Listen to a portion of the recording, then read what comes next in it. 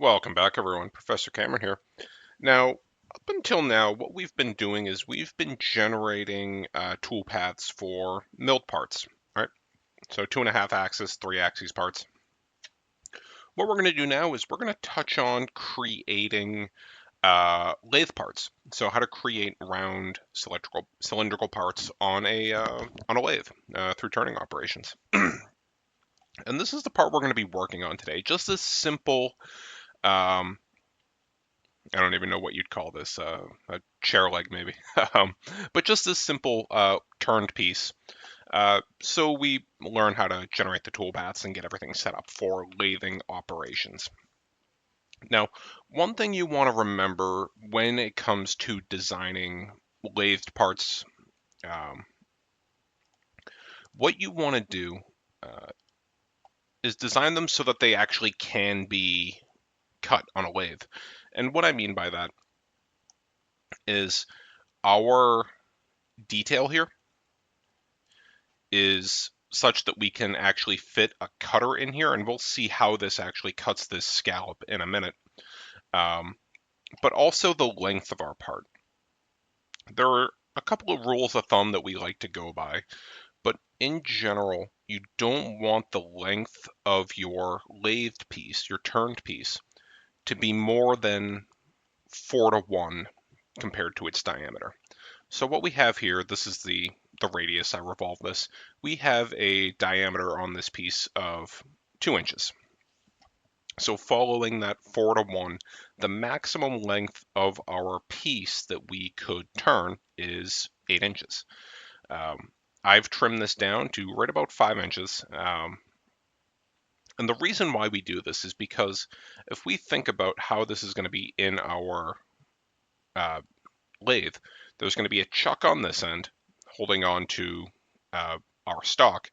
This end's going to be free. This is going to be unsupported. So when we come in here, especially when we're on the very end and we're cutting in here, our piece, if it's long enough, will actually start to deflect and bend.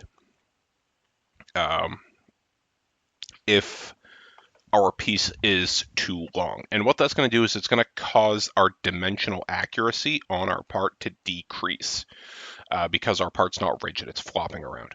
Now we have ways that we can fix that. We can actually support it on both ends through an operation, what we call turning on centers.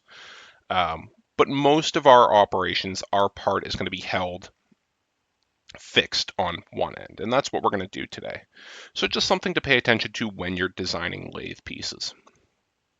So what we have here, we've got our part. We're going to run through this setup, and the process is going to be pretty much exactly the same compared to our milled pieces.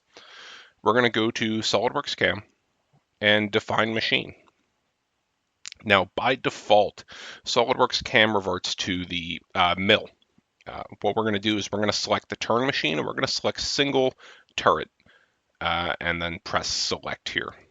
This is letting SolidWorks know that we don't want to mill this piece, we actually want to turn this piece. So single turret, we're good.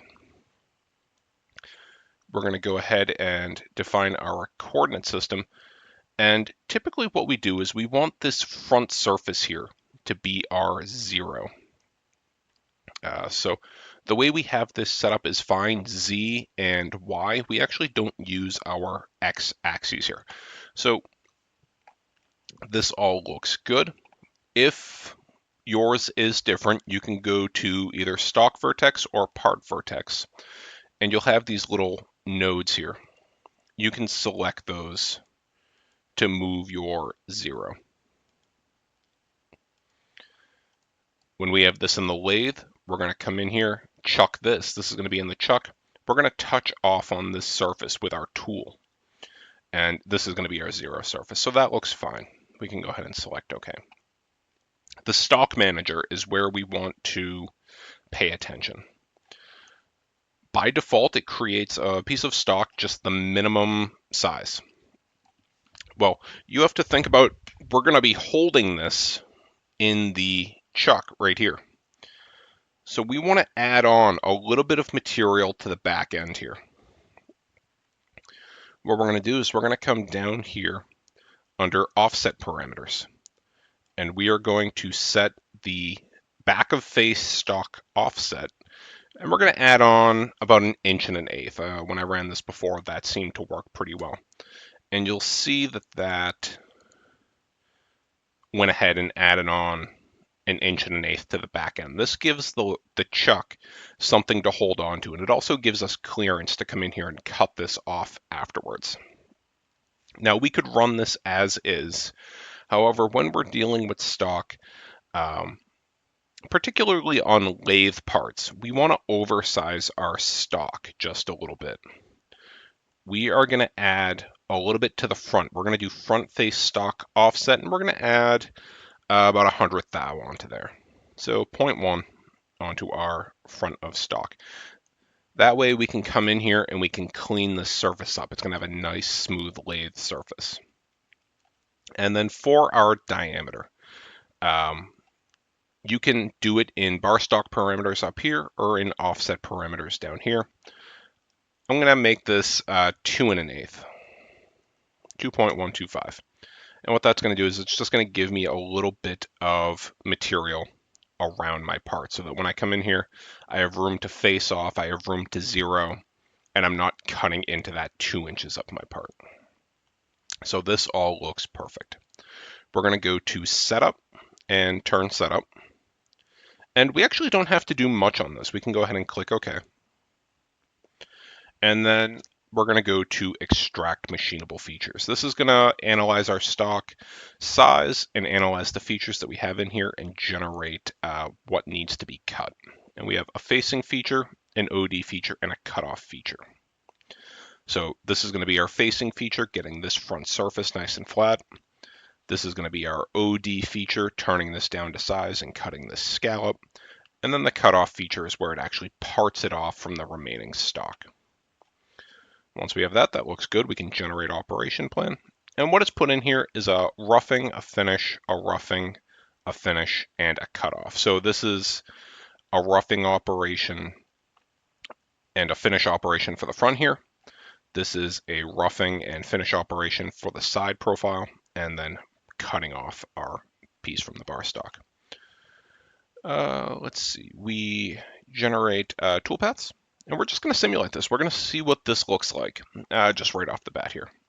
So we can go to simulate toolpath, and right here you guys have a really good visual of what I was talking about with the chuck. In the 3-jaw chuck, we've got that excess 1 1/8 in here, but we also have a little bit of room. And I think if we were machining this for real, I'd give us a little bit more room in here to fit a cutter. But for the purpose of this simulation, it's adequate. So let's go ahead and take a look at this, and we'll talk about what's happening here. Let's slow this down here. Let's slow that down. So what's happening is the cutter is coming in. It faced off the front here. Cut that down to size. And now we have the cutter coming in. And because of the geometry of this, do you see how it's cutting it? We've got a fairly shallow cutter on here. And it actually can't come in and cut all of this on this side. But what it can do is cut this half of it. So we're going to have a tool change in here, and that's fine. But we're going to reorder some things to make it a little more efficient. So this is going to finish cutting essentially this back half of this scallop. And then here we have the tool change. And you'll notice we changed to a much steeper tool that can actually fit in here and cut this scallop out for us.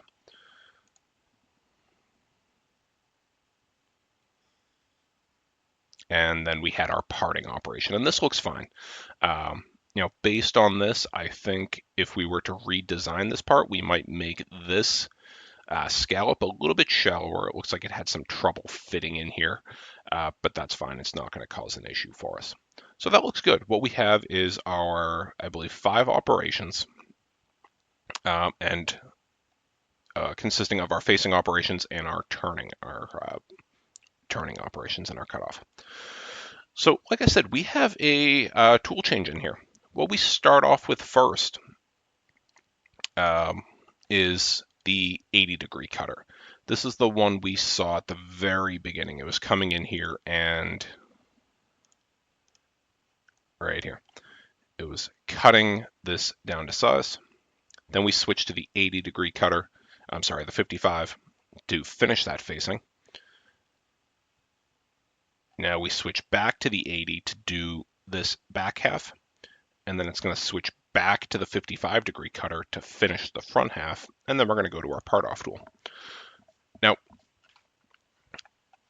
based on what we have here, there's nothing that says we have to start with the 80, go to the 55, start with the 8, or switch to the 80, go back to the 55. We can actually do our 80-degree operations back to back. So what we can do is we can take this turning rough and just drag it up a spot. So we have the facing rough, the turning rough, and what we're doing is we're lumping the two 80-degree cutters operations together. That way we don't have to continually switch tools. So let's go ahead and simulate this toolpath now. So we did the front, the facing operation, and now we're doing this back half. Let's bump through this a little quicker. And then we switch to our 55-degree cutter to go ahead and cut the rest of this, and then our part off tool. And that looks fine, that looks good. This is going to make our actual machining a little bit easier if we can clump the tools that cut similar operations together. It's going to make our tool changes a little less frequent. So that looks fine. Now, just like we do with the mill, we have to go in here and edit these. We have to edit these for feeds and speeds and a few other parameters. So let's start with this first roughing operation.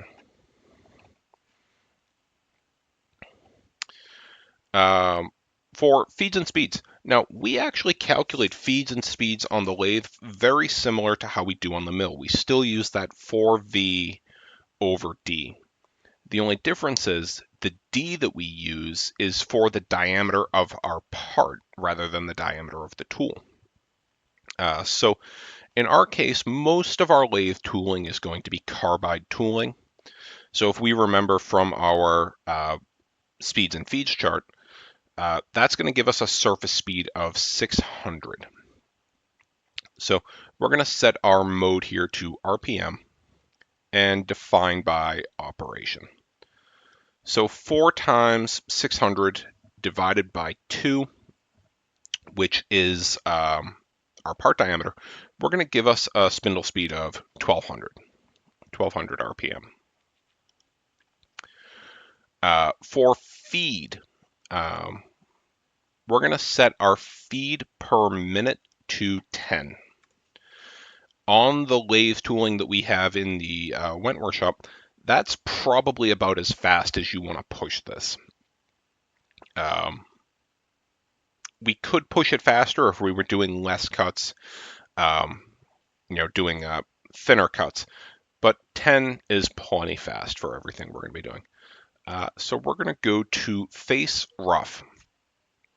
Now in here, all we're going to do is we're going to set the max cut amount and final cut amount to 50 thousandths. That is the same max cut amount that we use on the mills, so it's very easy to remember. And this all looks fine. And that's really all we have to adjust on here. So what we can do is we can go ahead and select OK. And we're going to go ahead and do that same to the remaining 4 tools here. We're going to do something a little different with the cutoff tool afterwards. But if you guys want to go ahead and just skip through, you can avoid hearing me speak for a few minutes. We're just going to set those same parameters to the other 4 operations here.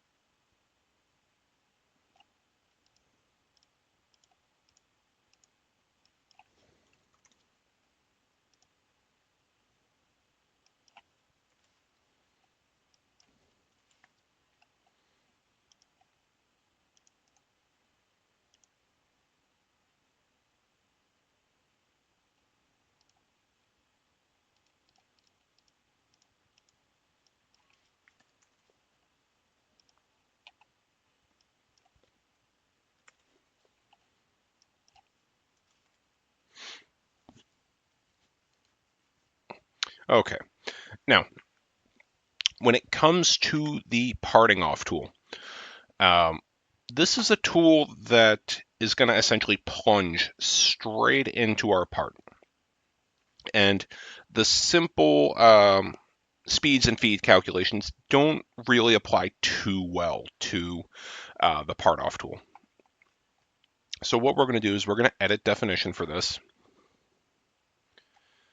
For feeds and speeds, what I've found when it comes to the part off tool is the slower the speed and the slower the feed, the better results we get for this. So we're going to set our RPM to the lowest that our machines will go. And at the Wentworth shop, that's going to be 150 RPM. And then for feed rate, we're going to set that to 1 inch per minute. We're going to cut it very slow, painfully slow. And that's because the part off tool, it is quite fragile. It has a habit of breaking, and typically if you break the part off tool, it's going to ruin your piece for the most part. So we're going to take this very, very slow in both the feed and the speed. And then that is all we have to do here. Just adjust those two values. Let's see, 1 inch per minute. And okay. Oh, did it not want to? Let's see. Yeah, it doesn't want to adjust lower than 3. That's fine. Typically in the Wentworth shop, what we do is do this operation manually anyways. So we can leave that at 3. We shouldn't have any problems really at anything below 5. I prefer to do it as slow as possible, but it doesn't seem it's going to allow us to. And there we go. So when we step through this one more time, we'll regenerate these toolpaths. Actually, let me just double check my feeds and speeds on this.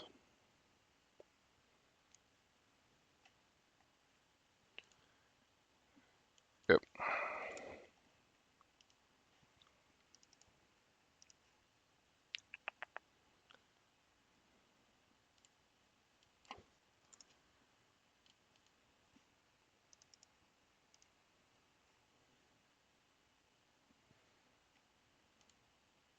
Yeah, has a feed rate of 600 inches per minute. That's very fast. So forgot to set that earlier. And these all look fine. So what we can do is generate this and we can simulate this and see what this is going to look like. We'll slow this down.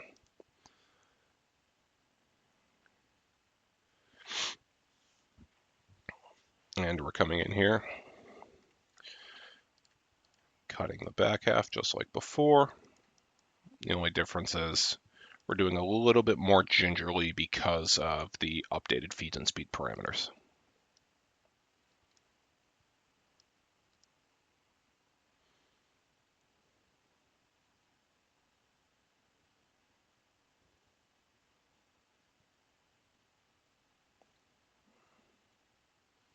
And that looks good.